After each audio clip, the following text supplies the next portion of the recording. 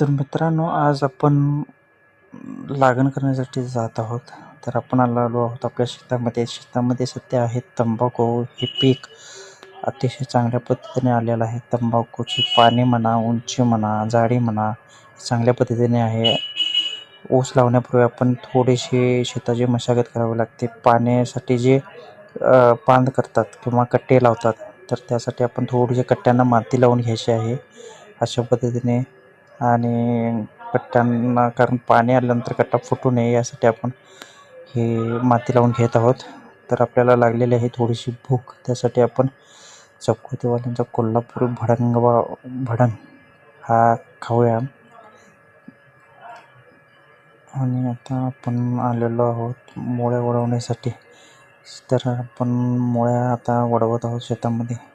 तर शेतकऱ्याचे जेवण हे अशा पद्धतीने असते, लगेच कुठेही ध्येय प्राप्त होत नाही.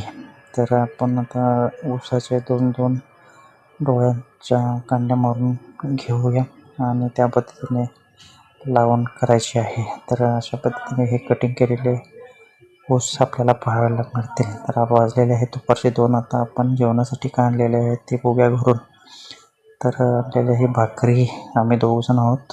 तर भाकरी आणलेली आहे, भात आहे, भाजी आहे आणि त्यासोबत दही. वाह! आणखीन काहीतरी आहे, भेंडी. वा वा, भेंडी ही मला खूपच फार आवडते. तर आपण हे आजच्या जेवणावर ताव मारूया. आणि हा पहिला तुकडा. वा वा वा वा वा, खूपच छान. शेतामध्ये जेवणाचा आनंद हा खूपच वेगळा असतो.